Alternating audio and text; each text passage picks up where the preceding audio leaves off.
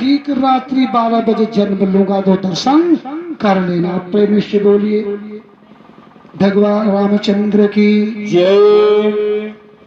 भगवत प्रेमियों, फिर भी संतुष्टि नहीं, चंद्रमा को संतुष्टि नहीं हुई। भगवान ने जब वचन दे दिया तो दर्शन तो होगा, संतुष्ट नहीं दिखे। भगवान कहते हैं क्यों चंद्रमा, क्या कष्ट है? कहा प्रभु बहुत दिन तक इंतजार करना पड़ेगा। भगवान पुनः खुश करने की चेष्टा करते हैं। कहा जाओ इंतजार तो करना ही पड़ेगा, क्योंकि फल की प्राप्ति के लिए कुछ कर्म करना पड़ता है, बिना कर्म का फल नहीं मिल पाता। लेकिन जाओ एक बहुत ऊंची दिशा में आपको और दे रहा हूं। बोले क्या महाराज? कहा कि इस्लामावतार में हर व्यक्ति मेरे नाम के साथ आपका भी नाम लेगा। परखी जी ने पूछा महाराज कैसे? सुखदेव जी ने बतलाया, अरे भगवान का नाम तो राम ही तो था, लेकिन आगे चंद्र जुड़ा कि नहीं? रामचंद्र जी लोग कहते हैं कि नहीं। कारण यही है कि भगवान का नाम तो पुरुषोत्तम राम ही था, लेकिन जब वादा कर गए चंद्रमा को कि तुम्हारा नाम भी मेरे साथ लिया जाएगा, तो भगवान के नाम के आगे चंद्र भी जुड़ा। प्रेम से कृष्ण भगवान की जो मिलता है सच्चा सुख केवल भगवान तुम्हारे चरणों में मिलता है। सच्चा सुख केवल भगवान तुम्हारे चरणों में। श्री राम तुम्हारे चरणों में, श्री कृष्ण तुम्हारे चरणों में मिलता है। सच्चा सुख केवल भगवान तुम्हारे चरणों में। चाहे बैरी सब संसार बने, चाहे जीवन मुझ पर भार बने। चाहे बैरी सब संसार बने, चाहे जीवन मुझ पर भार बने। चाहे मौत गले का हार बने, रहे ध्यान तुम्हारे चरणों में। चाहे मौत गले का हार बने, रहे ध्यान तुम्हारे चरणों में। मिलता है सच्चा सुख केवल भगवान तुम्हारे चरणों में। श्री राम तुम्हारे चरणों में, श्री कृष्ण तुम्हारे चरणों में। श्री राम तुम्हारे चरणों में, श्री कृष्ण तुम्हारे चरणों में मिलता है सच्चा सुख केवल भगवान तुम्हारे चरणों में। चाहे अग्नि में मुझे जलना हो, चाहे कांटों पे मुझे जलना हो। चाहे अग्नि में मुझे जलना हो, चाहे कांटों पे मुझे जलना हो।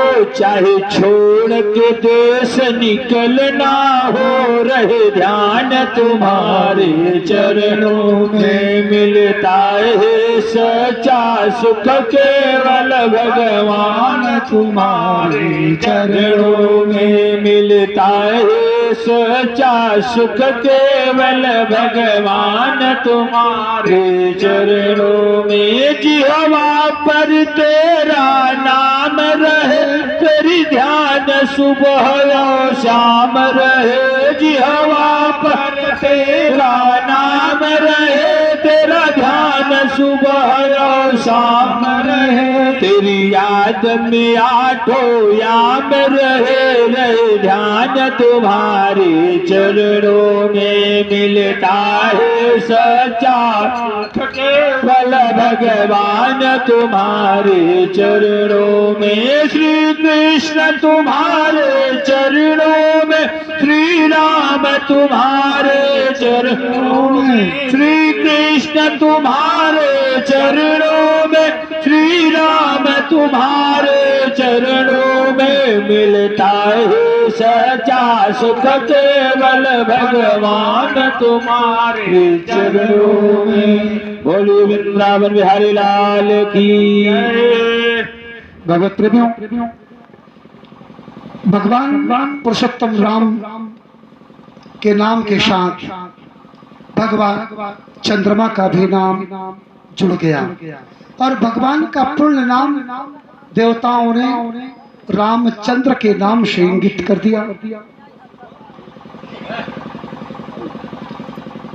महाराजा दशरथ को सूचना मिली आपके तीनों भार्याओं के गर्भ से पुत्रों ने जन्म लिया और बताया भी गया।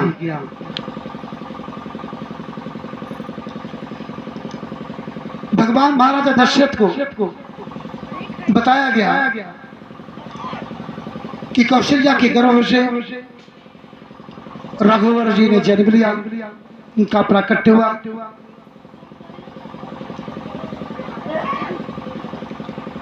महारानी कैकेयी के गर्भ से भरतलाल जी का जन्म हुआ। सुमित्रा जी के गर्भ से लक्ष्मण और शत्रुघ्न जी का जन्म हुआ। अभी नाम तो केवल पुराण के माध्यम को आपको बताया जा रहा है। प्रेमियों, अभी नामकरण होना बाकी है।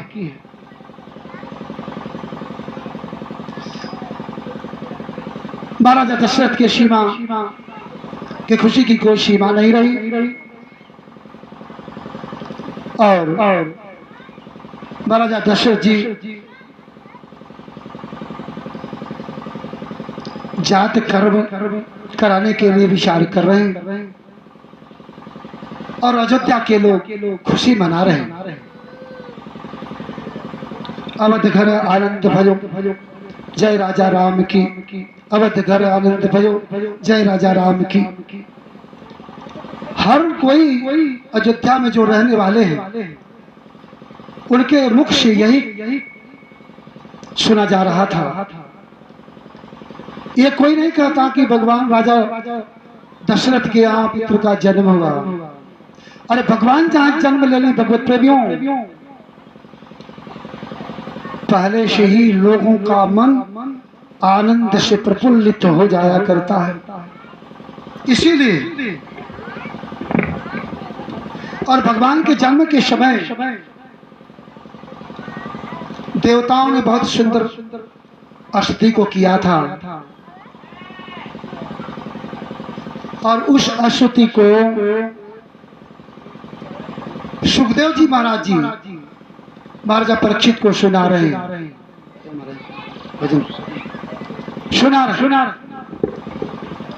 और उनके ऐसे स्वरूप को केवल श्रवण कर लेने मात्र से भगवत प्रेमियों परीक्षित जी भी से रहा नहीं गया।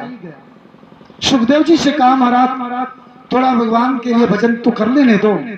भजन कर लेते हैं फिर हम कथा आगे को श्रवण करेंगे। सुखदेव जी सुखदेव जी कहते हैं जैसी हर इच्छा, भजन तो रोकी नहीं जा सकती। अगर इच्छा है तो भजन कर लो और आप भी भजन करो थोड़ा ताली बजा करके, क्योंकि भजन करने से मन पवित्र होता है और ताली बजा करके भजन करेंगे तो आपके हाथ की रेखा भी बदल जाएगी। प्रेम से कृष्ण भगवान की जय। भगवान मेरी नैया उस पार लगा देना, भगवान मेरी नैया उस पार लगा देना। अब तक तो निभाया है आगे भी निभा देना, अब तक तो निभाया है आगे भी निभा देना। भगवान मेरी नैया उस पार लगा देना, भगवान मेरी नैया उस पार लगा देना। दल बल के साथ माया घेरे जो आज मुझको, दल बल के साथ माया घेरे जो आज मुझको। तुम देखते न रहना, तुम देखते न रहना, झट आंख बचा लेना। भगवान मेरी नैया उस पार लगा देना, भगवान मेरी नैया उस पार लगा देना। अब तक तो निभाया है आगे भी निभा देना, भगवान मेरी नैया। तुम इष्ट मैं उपासक, तुम देव मैं पुजारी, तुम इष्ट मैं उपासक, तुम देव मैं पुजारी। यह बात अगर सच है सच करके दिखा देना, भगवान मेरी नैया उस पार लगा देना, भगवान मेरी नैया। बनकर हम मोर बन के मोहन नाचा करेंगे वन में, हम मोर बन के मोहन नाचा करेंगे वन में। तुम श्याम घटा बनकर इस वन में रहा करना, तुम श्याम घटा बनकर इस वन में रहा करना। भगवान मेरी नैया उस पार लगा देना, भगवान मेरी नैया उस पार लगा देना। अब तक तो निभाया है आगे भी निभा देना, अब तक तो निभाया है आगे भी निभा देना। बन करके हम पपीहा पी पी रटा करेंगे, बन करके हम पपीहा पी पी रटा करेंगे। स्वाति बोध बनकर प्यासे पे दया करना, भगवान मेरी नैया उस पार लगा देना, भगवान मेरी नैया उस पार लगा देना। अब तक तो निभाया है आगे भी निभा देना, भगवान मेरी नैया। बोलिए श्री वृंदावन बिहारी लाल की। सारे अयोध्यावासी बस भगवान से भजन के माध्यम से यही प्रार्थना भी कर रहे थे कि अब तो अयोध्या में महाराजा दशरथ के घर पुत्र का जन्म हुआ, सारे अयोध्या के लोगों का कल्याण होना ये स्वाभाविक है। भगवत गोस्वामी तुलसीदास जी भी रामचरितमानस बड़ी ही सहजता से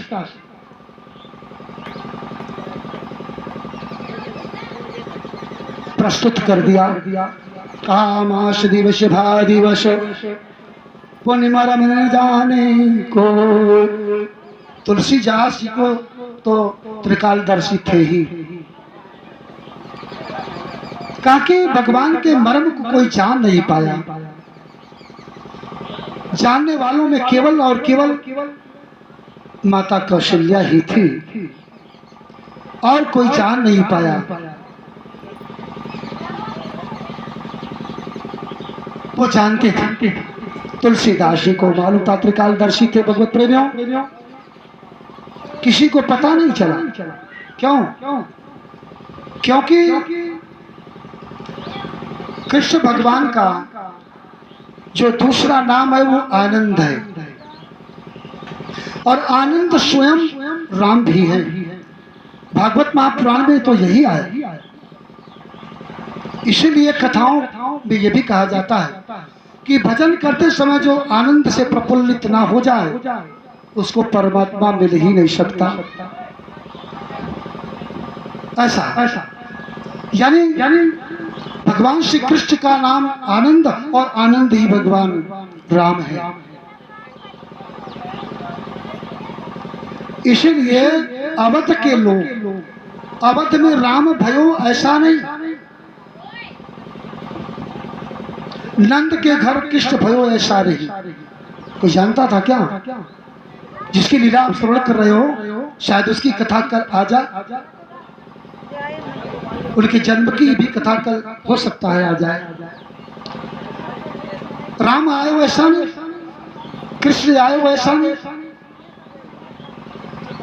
लाला आए वैसा कह सकते हैं, रामावतार में पुत्र आए वैसा कह सकते हैं। और कहने लगे लोग, मालूम नहीं था ना किसी को, केवल रामावतार में माता कौशल्या को मालूम था और कृष्णावतार में माता की को मालूम था। इसके अलावा कोई नहीं, वसुदेव भी नहीं जानते थे। इसलिए लोग कहते थे अवधगर आनंद भयो,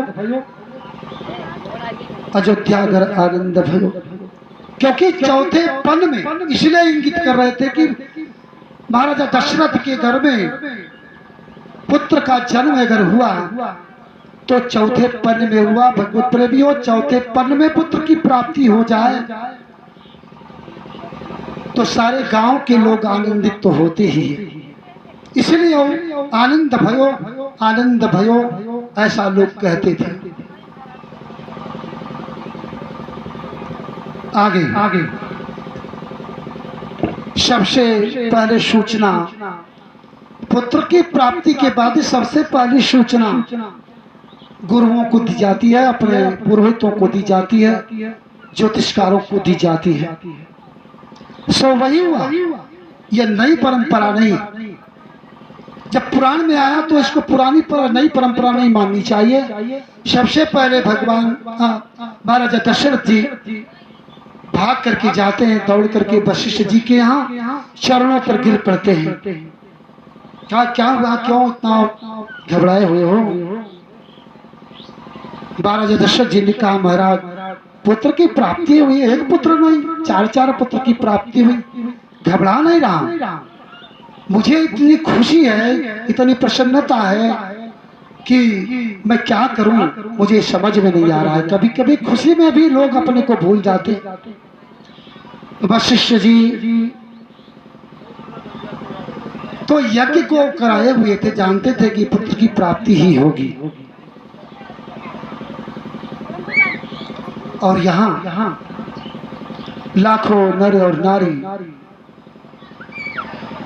भगवान को जानते नहीं थे, फिर भी दर्शन करने के लिए चले आए।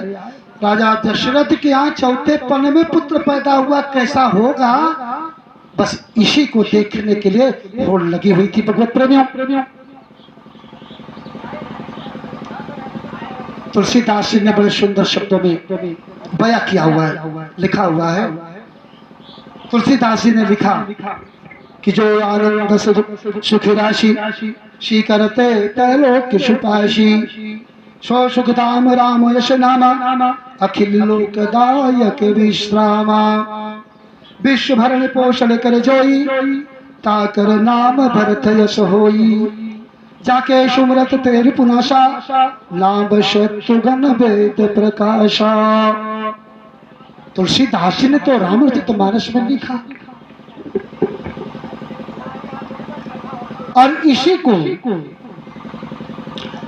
अभी जब नामकरण के लिए आएंगे वशिष्ठ जी तो ठीक शब्द का जरूर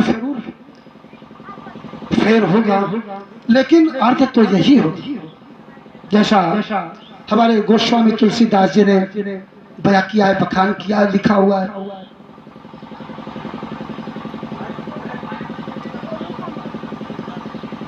12 दिन व्यतीत हो गए। वशिष्ठ जी को चिंता सताई कि बालकों का नामकरण तो हो, चौथे पन में बालक हुआ, किस किस नाम से पुकारा जाए। बड़े उतावल से निवेदन करते हैं गुरु वशिष्ठ देव जी से कि नामकरण होगा कि नहीं, चलिए करिए जल्दी। आते हैं नामकरण करने।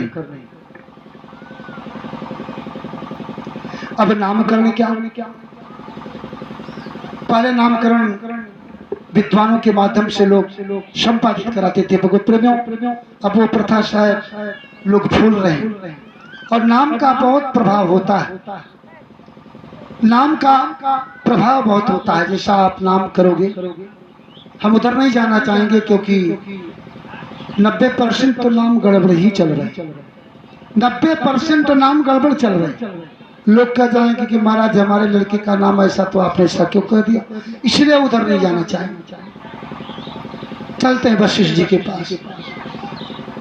नामकरण के माध्यम से जो हम नाम कैसा रखते हैं, गोस्वामी जी ने जो लिखा ठीक उसे भांति वशिष्ठ जी कह देते हैं महाराजा दशरथ जी से कि आपके पुत्रों का मैं नामकरण कर रहा हूं, क्या नामकरण करूं। ज्योतिष बताता है कि बहुत भाग्यशाली है। ज्योतिष बताता है ये त्रैलोक्य के स्वामी होंगे, रक्षक होंगे।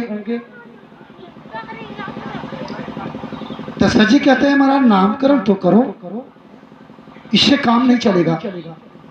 कह दिए जो कौशल्या जी की गोद में जो बालक बैठा है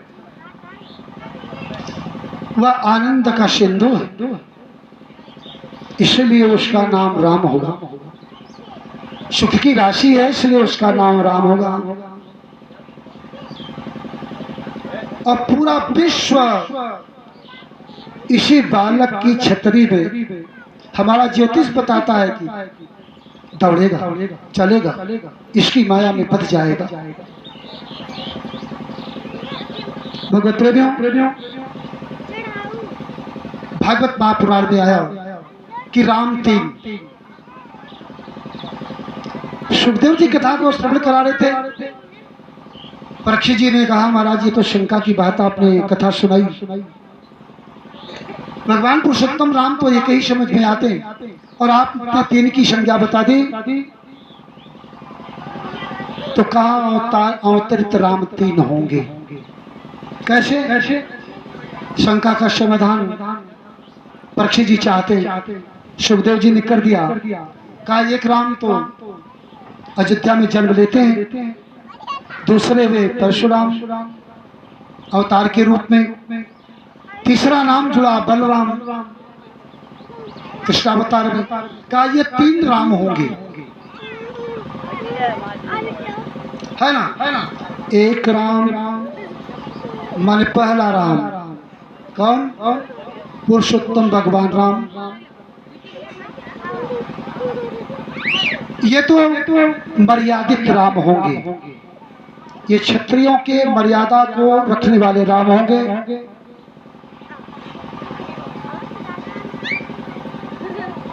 और दूसरे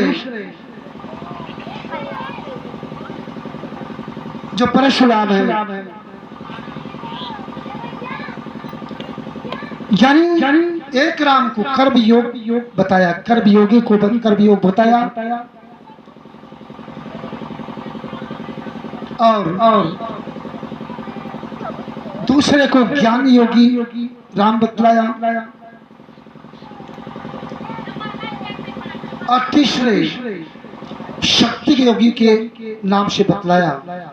कहा ये 3 राम होंगे और अपने अपने समय पर ये सभी की रक्षा करते जाएंगे।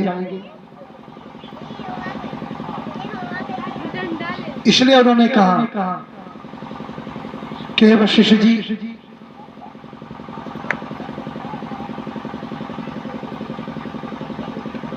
लक्ष्मण धाम सुराम प्रिय सकल जगत आधार, गुरु वशिष्ठ ही राखियो लक्ष्मण नाम उदार। दूसरे का नाम लक्ष्मण।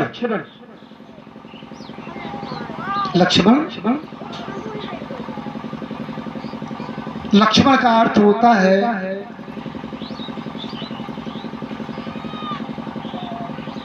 जिसका लक्ष्य राम का चरण हो, उसे लक्ष्मण कहते हैं। या कोई भी भाई हो, छोटा भाई बन करके बड़े भाई के पैर जिसका लक्ष्य हो, स्पर्श करना, उसका बंधन करना, हर भाई को लक्ष्मण कहा जा सकता है। नामकरण के आगे इसी प्रकार से उन्होंने भरत जी सारे संसार का जो भरण पोषण करे वह भरत होगा, ये बालक आपका, और लक्ष्मण और भरत का कि शत्रुओं के संहारक होंगे, इसलिए इनका नाम भरत रखा जा रहा है। और नामकरण हुआ।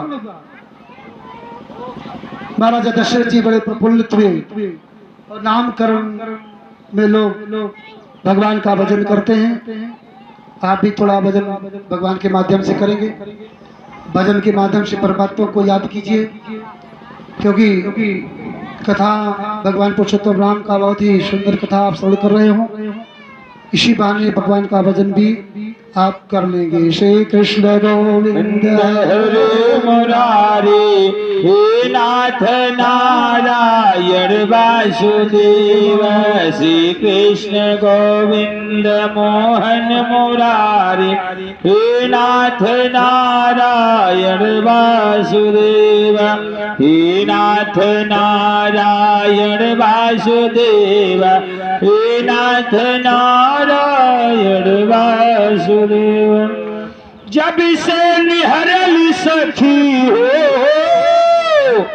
जब से निहरल सखी कौशल्या ललनवा होलु भाई गैलना, होलु भाई गैलना। घर बार यौवनवा भुलाई गैलना, घर बार यौवनवा भुलाई गैलना। जब से निहरल सखी हो, जब से निहरल सखी कौशल्या ललनवा भुलाई गैली हो, होलो भाई गैले ना।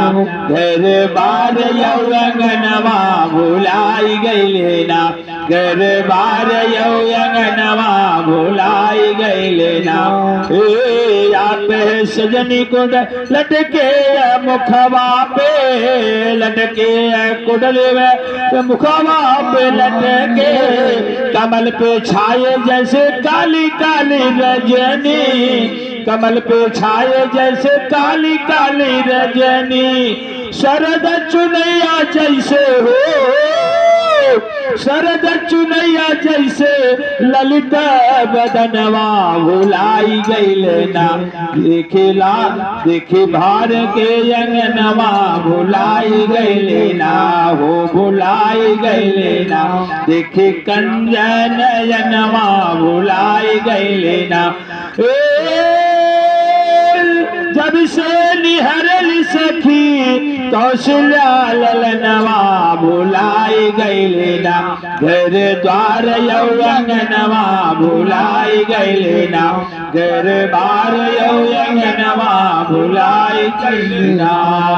अरुण फल जैसे अरुण हो रे, अरुण फल जैसे ओठ अरुणारे।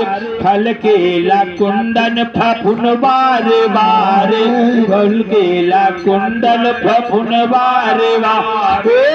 चमकेला गलवा में हो, चमकेला गलवा में दुई दुई सोना लुलाई गैलना, हो भुलाई गैलना।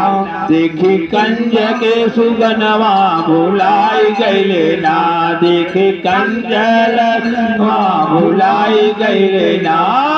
जब से निहरल सखी हो, जब से निहरल सखी कौशल्या ललनवा भुलाई गैलना, होलो भाई गैलना। घर द्वार यौवनवा भुलाई गैलना, घर द्वार यौवनवा भुलाई गैलना। बोले वृंदावन बिहारी लाल की जय। बहुत ही सुंदर भजन हमारे पंकज जी महाराज प्रस्तुत किया। और जैसे यहाँ प्रफुल्लित आप हो रहे हैं, ऐसे अयोध्यावासी वहां प्रफुल्लित होते हैं। भगवत प्रेमियों, इस प्रकार से अब तो यहाँ तक भगवान के बाल्यकाल की चर्चा आपने स्मरण किया। अब यही से भगवान की लीला, पुरुषोत्तम भगवान राम की लीला भगवत प्रेमियों प्रारंभ होने जा रही है। अयोध्या में एक ऋषि हुआ करते थे, नाम था विश्वामित्र। और उस समय विश्वामित्र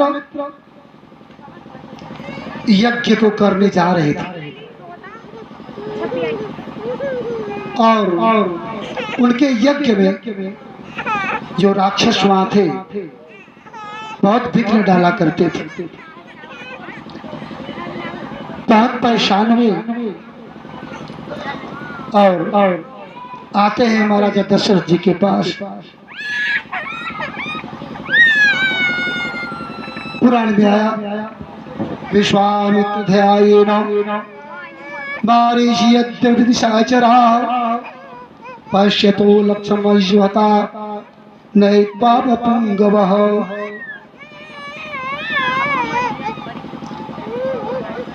आते हैं महाराज दशरथ जी के पास। विश्वामित्र जी जब ये पता हुआ हमको कि परमात्मा का प्राकट्य हो चुका है और निशाचरों का समय अब समाप्त होने वाला है, दशरथ से अनुरोध करते हैं महाराजा दशरथ जी से चौथेपन का बालक प्राप्त करना और विश्वामित्र का बालकों को मांगना। महाराजा दशरथ को गले में नहीं उतर रहा था, क्योंकि एक पुत्र के लिए जो लोग लालायित होते हैं वही चर्चा आप श्रवण कर रहे हो भगवान की लीला के माध्यम से। बहुत ही अनुरोध किया, ठुकराते गए, जवाब देते गए कि छोटे बालक आप ये बताओ बड़े बड़े शूरवीर राक्षसों से सामना कैसे करेंगे। विश्वामित्र जी महाराज क्षमा कीजिए, देना नहीं चाहते थे। क्यों नहीं देना चाहते थे? क्योंकि भगवान के पराक्रम का, बालक के पराक्रम का पिता दशरथ को भान नहीं था, मालूम नहीं था। परमात्मा तो थे, बाल्यकाल की अवस्था लीला की तरफ चल रहे थे, इसलिए स्वीकार नहीं किया। गुरु वशिष्ठ जी के पास जाते हैं विश्वामित्र जी, अंतिम शस्त्र को खोज लिया कि गुरु की बात तो कोई काटता नहीं, इसलिए चलिए वशिष्ठ जी के पास, जो कि महाराजा दशरथ के गुरु हैं। जाते हैं, बताया वशिष्ठ जी ने कहा कि चलिए बहुत अच्छे विचार हैं आपके, कम से कम आपके यज्ञ के माध्यम से राक्षसों का विनाश तो होगा। और वशिष्ठ जी चले आए, महाराजा दशरथ से एक शब्द में कहा कि विश्वामित्र जी यज्ञ कर रहे हैं, यज्ञ तो केवल एक बहाना है, इसी यज्ञ के माध्यम से निशाचरों का, राक्षसों का भगवान उद्धार कर देंगे, समूल नाश कर देंगे। अब गुरु के बात को तो काट नहीं पाए, लेकिन आप गुरु के बात को तो काट देते हैं। शिष्य ऐसे होते हैं, कलयुग के शिष्य, कलयुग के शिष्य की क्या कहना। दृष्टांत की याद आता है, एक आश्रम था गुरु जी का, उसी आश्रम में दो शिष्य गुरु जी के आश्रम में रह के पढ़ाई करते थे और गुरु जी प्रतिदिन जाते थे बहुत दूर सुदूर, सुबह उठते फूल और पत्ती लाते, फिर भगवान का पूजन करते। एक दिन फूल पत्ती लाना भूल गए, चले आए, जब पूजा करने बैठते हैं तो देखा कि न फूल है न पत्ती है, स्नान कर चुके हैं, दूर जाना है। दो शिष्य काम कर रहे थे बगल में बैठ करके। एक शिष्य को बुलाया, बड़े वाले को, बोले क्या महाराज, कहा जी तुलसी की पत्ती भूल गया, ले आना। शिष्य विचार कर गया, गुरुजी पूरी बात नहीं कहते, शिष्य जान जाता है। कल युग में शिष्य जान गया कि तुलसी की पत्ती नहीं लाए तो हम ही को लाना पड़ेगा, और 2 किलोमीटर पैदल जाएंगे आएंगे तो थक जाएंगे। गुरुजी ने पूछा तुलसी की पत्ती देखा? जाएंगे आएंगे थक जाएंगे, बहाना बन गया। गुरुजी तुलसी की पत्ती तो कभी आपने बताया नहीं, देखा नहीं। फिर जवाब दे दिया, दूसरा वाला विचार कर रहा है। गुरुजी बुलाने के लिए कहते हैं, इशारा करने किए, उठ खड़ा हुआ, विचार कर लिया कि हमारी बारी है। बोला बेटा पत्ता जाओ ले आओ। फिर सोचा हम भी अगर इनकार देते हैं कि नहीं देखेंगे तो होगा बहाना, गुरुजी ने पूछा कि तुलसी की पत्ती को देखा? तो उसने विचार को बदल दिया। उसने कहा, हाँ गुरुजी, हमने देखा है तुलसी की पत्ती इतनी बड़ी बड़ी होती है। बहाना कर गया। गुरुजी ने कहा, ये तो चेला बड़े चालाक निकले। लेकिन बच्चों, हम गुरु आए, गुरु वही ऐसे नहीं करते। अभी बताते हैं कि पत्ती कैसी होती है। कहा तो मुझे ही जाना पड़ेगा। उन्होंने कहा, महाराज तो फिर आप पहचाने तो आप जाओ, ले आओ। ठीक है, चलते, खड़े हो जाओ। ठीक है महाराज, कैसे? कहा इधर नजदीक आओ। बड़े हट्टे कट्टे गुरु थे आकार में, और एक जंघा पहले वाले शिष्य के कंधे पर रखा और दूसरा जंघा दूसरे वाले के कंधे पर रखा। कहा, बच्चा सीधे चलो, अगर मुंगा होगा तो हम आपको बताएंगे किधर चलना। थोड़ी दूर गए, दोनों ऊब गए, थक गए। कहा, महाराज छोड़ दो, हम जानी था तुलसी पत्ती है, दौड़ के लिए। गुरु ने कहा कि कभी वाला मत कर। कलयुग के शिष्यों के लिए दृष्टांत है कि कभी भी गुरु की बात को ठुकराना नहीं, और जो गुरु होगा वो गलत कार्य करवाएगा ही नहीं। तो यहाँ गुरु वशिष्ठ जी जाते हैं अब शिष्य के बाद, और उन्होंने कहा कि कह दिया तो मान लेते हैं, शिरोधारी है महाराज, आपके बात को हम ठुकरा सकते हैं क्या? ले जा। राम जी तैयार हो गए जाने के लिए, धनुष बाण को ले लिया, साथ में चारों भैया लेकर चले विश्वामित्र जी के यहाँ, जहाँ यज्ञशाला था। भगवान बैठे और राक्षस का आना जाना शुरू हुआ। पहले भगवान पुरुषोत्तम भगवान को पहले जब लीला शुरुआत हुई, पहले ताड़का ही मिली जिसका भगवान ने उद्धार किया।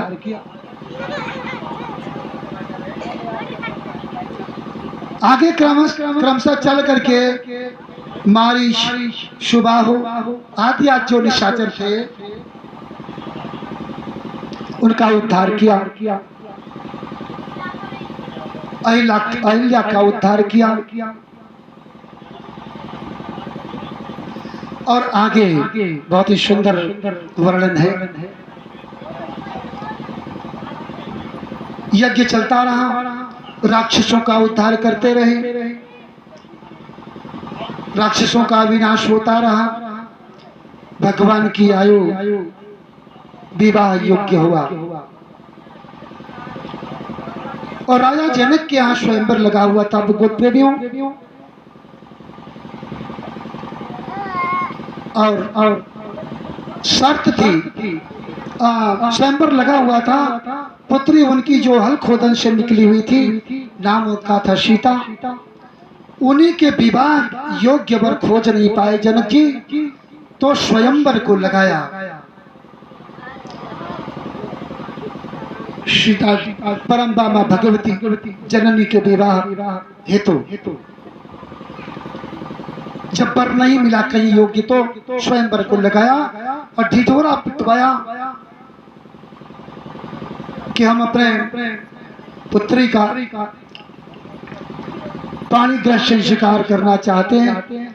उसके लिए एक स्वयंवर लगाया जा रहा है। उसमें जो राजा आएंगे और जो सीता के योग्य हो वही राजा आएंगे।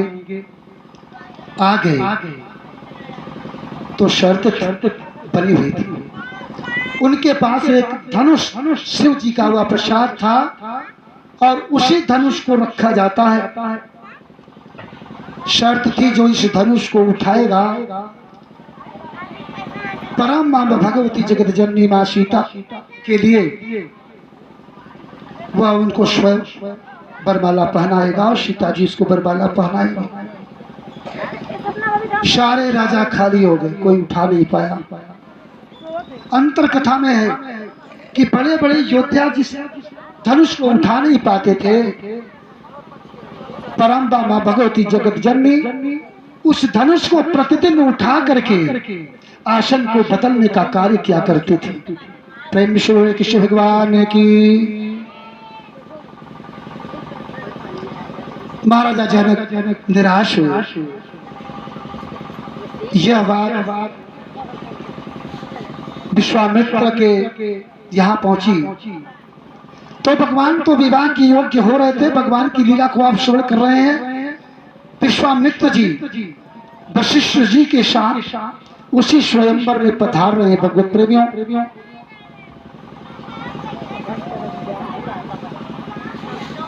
और जाते स्वयंवर में बैठ जाते हैं। देख रहे हैं कि बड़े बड़े योद्धा उस धनुष को हिला तक नहीं पा रहे हैं, उठाने की तो बात ही छोड़ दीजिए।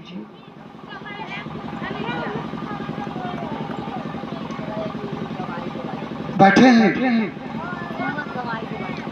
और जनक जी बैठ करके भगवान को ध्यान कर रहे हैं। जनक जी भगवान को ध्यान इसलिए कर रहे हैं कि सारी पंडाल धीरे धीरे खाली होती जा रही है। कोई उस धनुष को हिला तक नहीं पा रहा, उठाने की तो बात छोड़ ही दीजिए।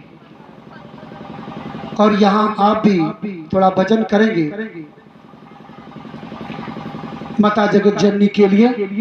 श्री कृष्ण गोविंद हरे मुरारे, हे नाथ नारायण वासुदेवा। श्री कृष्ण गोविंद मोहन मुरारे, हे नाथ नारायण वासुदेव। श्री कृष्ण गोविंद हरे मुरारे, हे नाथ नारायण वासुदेवा। श्री कृष्ण गोविंद मोहन मुरारे, हे नाथ नारायण वासुदेव। हे नाथ नारायण वासुदेव, हे नाथ नारायण वासुदेव। श्री कृष्ण गोविंद मोहन मुरारे, हे नाथ नारायण वासुदेव। हे नाथ नारायण वासुदेव, हे नाथ नारायण वासुदेव। श्री कृष्ण गोविंद मोहन मुरारे, हे नाथ नारायण वासुदेव।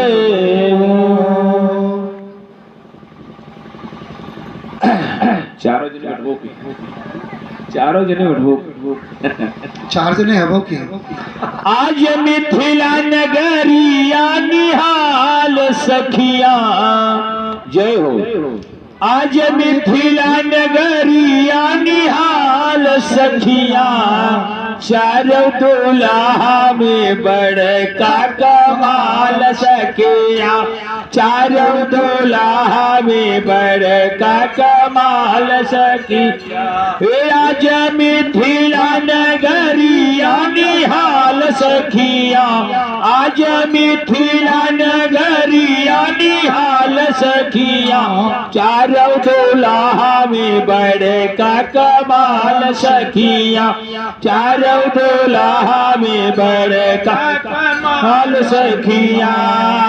माथे मणि मौरा कुंडल सोहे कंगना, माथे मणि मौरा कुंडल सोहे कंगना। कारी कारी कजरा रे जुलमी नयनवा, कारी कारी कजरा रे जुलमी नयनवा। लाल चंदन सोहे इनके भाल सखिया, लाल चंदन सोहे इनके भाल सखिया। चारों दुल्हा में बड़का कमाल सखिया। चारों दुल्हा में बड़का कमाल सखिया। आज मिथिला नगरिया निहाल सखिया, आज मिथिला नगरिया निहाल सखिया। चारों दुल्हा में बड़का कमाल सखिया।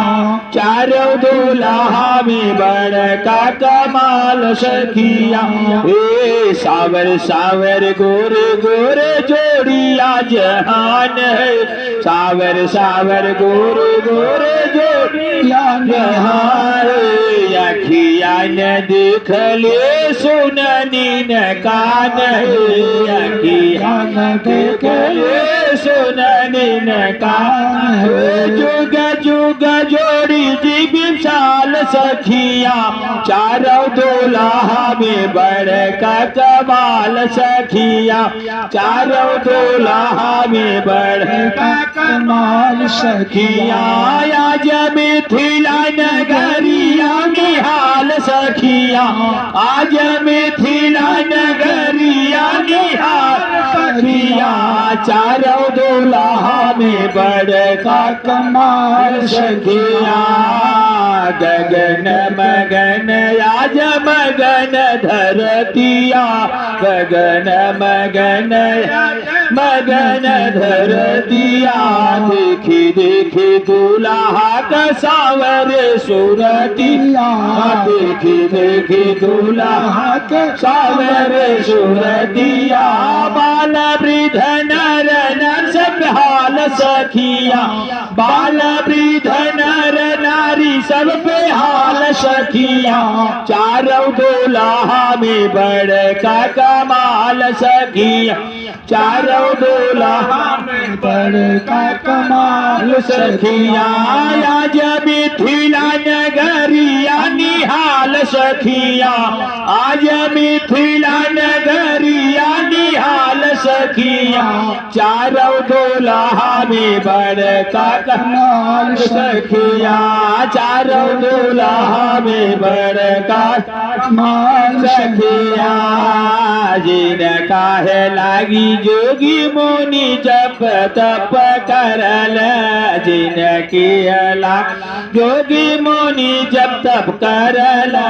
यही से हमार मिथिला मेहमान भैल यही से हमार मिथिला मेहमान भैल अब लोढ़ावा से कुचवियन कर गाल सखिया अब लोढ़ावा से कुचवियन कर गाल सखिया चारों दुल्हा में बड़का कमाल सखिया चारों दुल्हा में बड़का कमाल सखिया आज मिथिला नगरिया निहाल सखिया आज मिथिला नगरिया निहाल सखिया चारों दुल्हा में बड़का कमाल सखिया बोले वृंदावन में हरिलाल की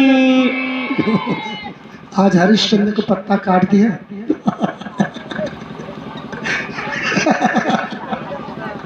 आज पत्ता कट गया श्री कृष्ण भगवान की भगवत प्रेमियों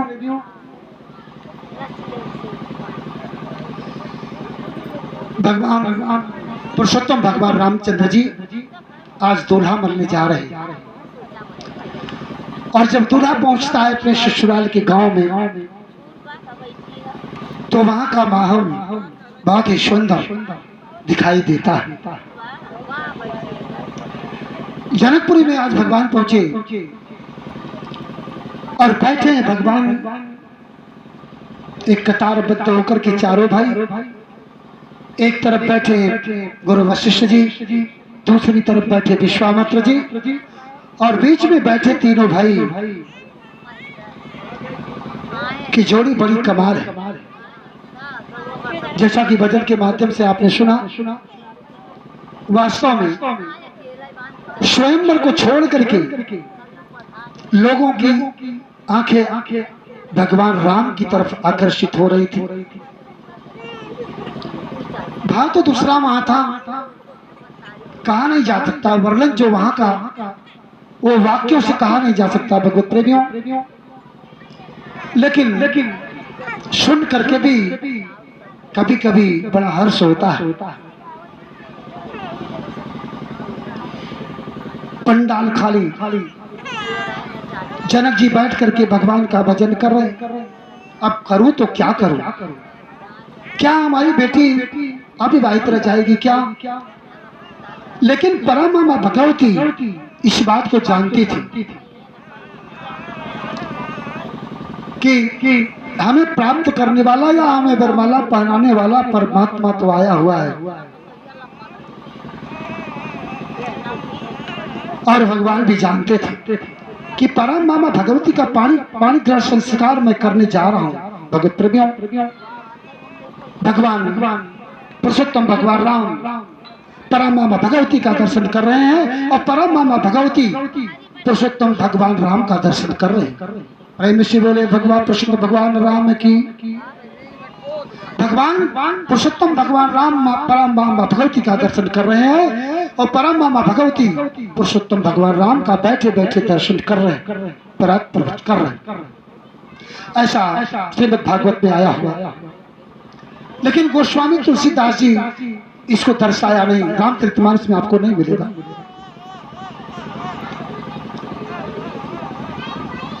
परम मामा भगवती जगत जननी शायद जनक जी के उस भाव को देख रही कि आज हमारे पिता मायूस हो रहे और हर एक पिता अपनी पुत्री के लिए मायूस को होता ही है। भगवत प्रेमियों, जब तक उसका पाणी ग्रहण संस्कार एक पिता के द्वारा संपादित नहीं किया जाता, संपन्न नहीं किया जाता, तो पिता को पाणी ग्रहण संस्कार की चिंता हमेशा सताए रहती है।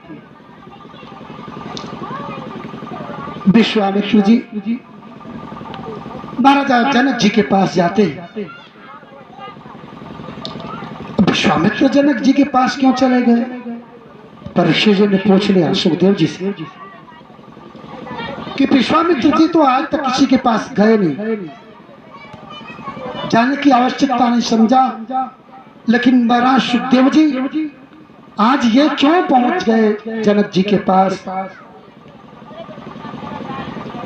कहा इसलिए पहुंच गए, बताने के लिए चले गए कि चिंता मत करो, जो आपके पास कन्या है वो साधारण कन्या नहीं, और हमारे पास जो बालक बैठा जिसके ऊपर निगाह पूरे जनकपुर के लोगों की पड़ी हुई है वो कोई साधारण बालक नहीं, धरती पीरों से खाली नहीं। विलाप करते हैं जनक जी, बहुत सुंदर भाव है। समझाते हैं विश्वामित्र जी और आते हैं पुरुषोत्तम भगवान रामचंद्र जी के पास। देखिए एक भाव, क्योंकि भगवान रामचंद्र जी की जो लीला हुई थी भगवत प्रेमियों वो अनुकरणीय लीला थी, और पुरुषोत्तम भगवान श्री कृष्ण की जो लीला थी वो अनुकरणीय लीला। दोनों में यही अंतर। यह अनुकरण आज के लोग नहीं कर पा रहे, नई पीढ़ी नहीं कर पा रही है। अनुकरण क्या करना?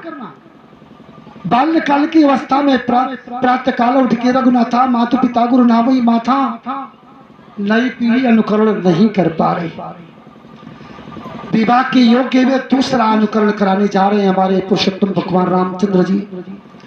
नई पीढ़ी के लोगों के लिए दूसरा अनुकरण छोड़ गए। भगवान को मालूम था कि आप स्वयंवर में चल रहे हैं, सीता स्वयंवर में, तो क्या खेलने के लिए चल रहे हैं? क्या शादी के लिए चल रहे हैं? विश्वामित्र जी ने उनको बताया था। लेकिन भगवान दर्शन भी कर रहे हैं, परम भगवती एक दूसरे का दर्शन कर रहे हैं और जानते भी हैं कि मुझे बरमाला पहनाना है, लेकिन उठ नहीं रहे हैं। सीता जी इंतजार कर रहे हैं।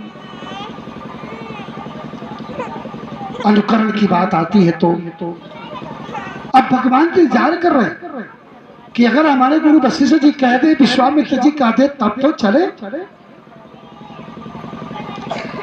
और दोनों इंतजार कर रहे हैं कि थोड़ा भगवान को झेल लेने दो, थोड़ा ये तो विवाह में बदलने जा रहे हैं। समय व्यतीत हुआ और भगवान बिना कहे हुए जा नहीं सकते, क्योंकि पहले के लोग लाज करते थे, शर्म करते थे अपने पिता के सामने कि हम शादी करें, और अब तो पिता के साथ चले जाते हैं, देख भी आते। अनुकरण है क्या? ये अनुकरण नहीं है। अगर ये बात पुरुषोत्तम भगवान राम को मालूम होगी या हो रही होगी तो वो भी पश्चाताप करते होंगे कि हमें लीला करने की आवश्यकता क्या थी, क्योंकि उल्लंघन लोग कर रहे हैं। किसी की कन्या का अपमान कभी नहीं करना चाहिए, लेकिन हर एक व्यक्ति यही कहता है कि हमारे लड़के से सुंदर लड़की मिल जाए तो शादी कर ले। अगर पिता कह भी दिया कि हम लड़की को देख आए, शादी अब पक्की होने जा रही, तो लड़का कहता कि नहीं, पहले हम देख ले तो और बात कर ले तो। अनुकरण हो रहा क्या? नहीं हो रहा है ना। लेकिन भगवान बैठे बैठे इंतजार कर रहे हैं। रामचरितमानस में तो यही आया कि गुरु वशिष्ठ के कहने पर, विश्वामित्र जी के कहने पर भगवान चले जाते हैं। लेकिन अंतर कथा में है, यह विचार करते करते भगवान को कितने दिन व्यतीत हुए, 91 दिन भगवान इंतजार करते। ये अंतर कथा में है, रामचरितमानस में नहीं, भागवत में नहीं। अंतर कथा में कि भगवान वरमाला पहनाने का इंतजार कर रहे थे कि गुरु जी कह दें तभी चलेंगे। ऐसा इंतजार करते करते कितना बीता, 91 दिन। लेकिन भागवत में सीधे वरमाला, वशिष्ठ जी कह देते हैं चले गए, और भगवान इधर से चल रहे धनुष को उठाने। चले गया, धनुष को उठाया भी नहीं, स्पर्श किया कि 2 भाग में धनुष टूट गया। कृष्ण भगवान की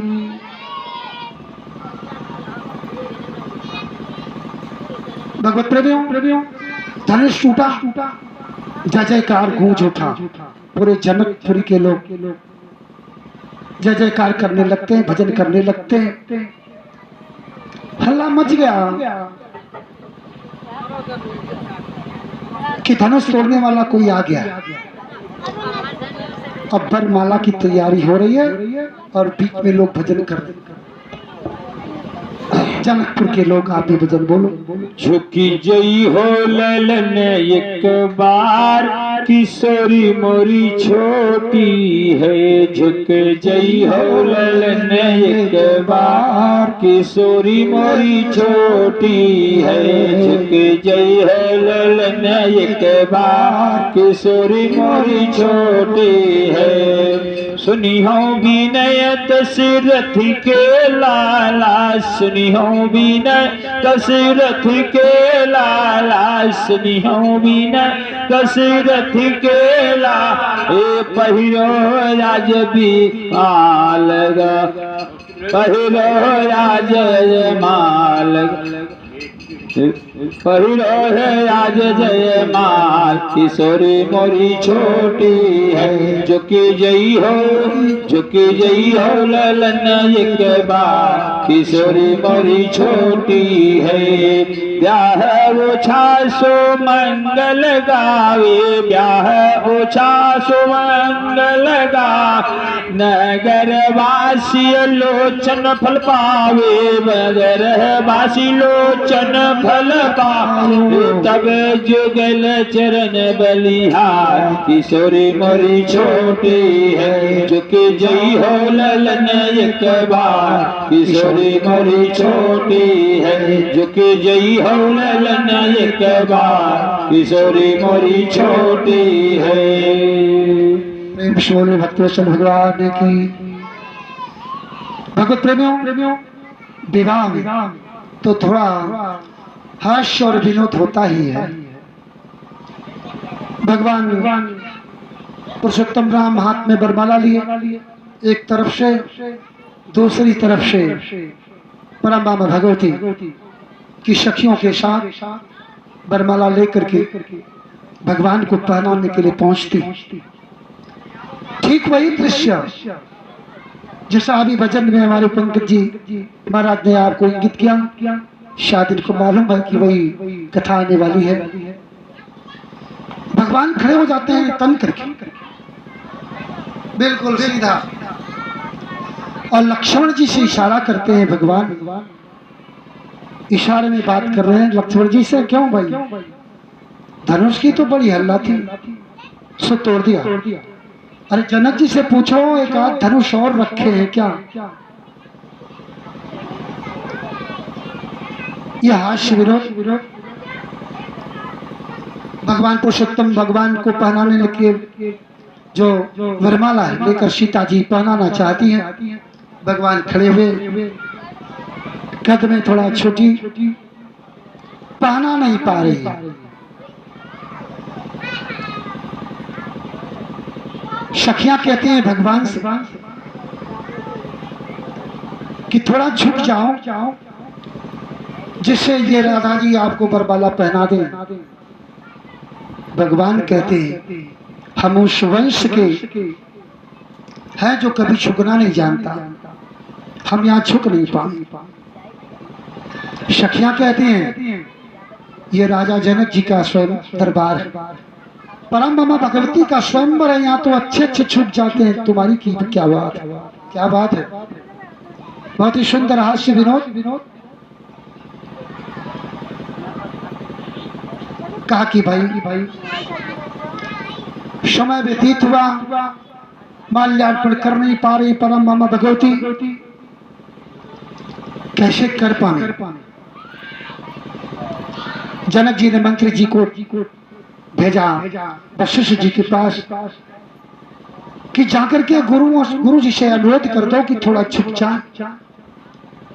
महाराज भी विनोद में चल रहे हैं। वशिष्ठ जी उन्होंने कहा भाई देखो ये शादी वादी में हम संत महात्मा लोग नहीं पढ़ते, वो जाने। लक्ष्मण जी से कहते हैं, लक्ष्मण जी ने विचार किया कि मर्यादा को तोड़ने वाला काम हम कर नहीं सकते, क्योंकि भगवान पुरुषोत्तम राम हमारे बड़े भाई हैं और छोटा भाई को अधिकार वो नहीं है कि बड़े भाई को आदेश दे दे, मर्यादा टूट जाएगी, इसलिए मैं जा नहीं पाऊंगा। किसके पास लोग जाएं? लक्ष्मण जी को एक युक्ति आती है कि बड़े भैया तो सुनने वाले नहीं, अब हमी को चलना पड़ेगा। युक्ति क्या है? लक्ष्मण जी पहुंच जाते हैं और भगवान राम के पैरों पर साष्टांग लेट जाते हैं। देखिए एक छोटे भाई का जो भाव था वो लक्ष्मण जी साष्टांग लेट करके प्रणाम कर रहे हैं बड़े भाई पुरुषोत्तम भगवान राम को, और भगवान ने विचार किया कि छोटा भाई लेटा हुआ है, इसको थोड़ा उठा दूं। और भगवान जैसे उठाने को झुके, परम मामा भगवती ने माल्यार्पण कर दिया। प्रेम शिवोली माँ भगवती की जय। सखियां प्रसन्न हो जाती है, कहा देख अच्छे झुकते हैं लक्ष्मण जी, और आप बोलते हो भगवान कहते हैं कि हम झुक नहीं पाए। माल्यार्पण सीता जी ने कर दिया। भगवान ने आशीर्वाद स्वरूप बरमाला पहनाई और यह सूचना महाराजा दशरथ जी के यहाँ दिया जाता है कि बारात में हमारे यहाँ की व्यवस्था क्या है। देखिए बहुत ही विवाह कैसे होता है, इसी पुराण में आया हुआ है। हमारे सनातन धर्म में चारों वर्णों के लिए कि ब्रह्म विवाह से ब्याह करके फिर अपनी पत्नी को घर ले आना चाहिए। ब्रह्म विवाह से, अब ब्रह्म विवाह से क्यों लाना चाहिए? क्योंकि ब्रह्म विवाह से ब्याही हुई जो कन्या आती है अपने ससुराल में पहुंचती है, उससे जो पुत्र होते हैं, पुत्र होते हैं वो बहुत ही धार्मिक प्रवृत्ति के होते हैं। ऐसे पुत्र अपने 7 गोत्र को तारने की क्षमता रखते हैं, और बिना ब्रह्म विवाह की ब्याही हुई कन्या से जो पुत्र पैदा होते हैं, भगवान ने कहा उनका त्याग कर देना चाहिए, घर में नहीं रखना चाहिए। वो 7 गोत्र के लोगों को नरकों में ले जाकर के बिठा देते हैं। इसीलिए ब्रह्म विवाह की परंपरा चली। रात्रि की बेला में नवग्रहों की सानिध्य में अग्नि की परीक्षा करके चाहते तो बरमाला करके राजघराने से चले आते, लेकिन वशिष्ठ जी ने कहा कि नहीं, विवाह होगा। जैसे होता है। महाराजा दशरथ जी को इसकी सूचना दी गई। अब महाराजा दशरथ जी बारात लेकर के चलते।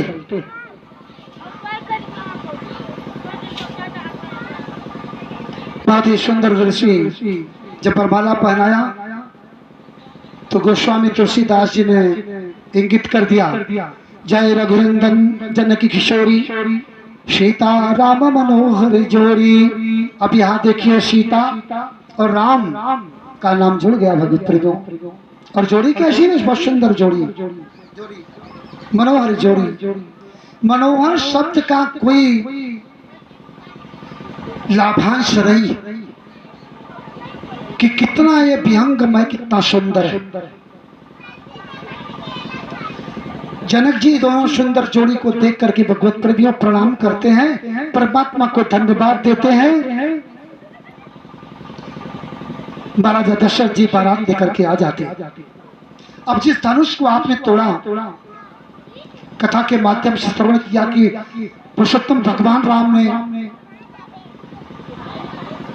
तोड़ दिया, अंतर कथा में दर्शाया कि जब महाराजा दशरथ जी बारात लेकर के आ रहे थे जनक जी के यहाँ जनकपुरी में, परशुराम जी को जब पता चला कि दशरथ जी बारात लेकर के आ रहे हैं, जनकपुरी जाएंगे, तो रास्ते में स्वागत करने के लिए भगवत प्रेमियों आते हैं और इस धनुष को लेकर के। तो धनुष टूटा कैसे? आप प्रश्न करो। लेकिन अंतर कथा में यहाँ की धनुष लेकर के स्वागत में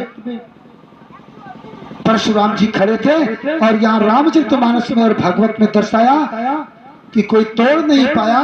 पुरुषोत्तम भगवान राम स्पष्ट करते धनुष टूट जाती है, लेकिन स्वागत में मां धनुष को दिखाया। आ जाते उस समय चारों भाइयों का विवाह संपादित होता है। भगवान की बड़ी कृपा थी कि पहले रिश्तेदारियों में ही शादियां हुआ करती थी, और अब भी ऐसे ही शादियां होनी चाहिए जिसमें धोखा नहीं हो पाता। लोग कहते हैं कि जानी सुनी रास्ते से चलना चाहिए और जानी सुनी शादियां करनी चाहिए। ये अपने बुजुर्गों का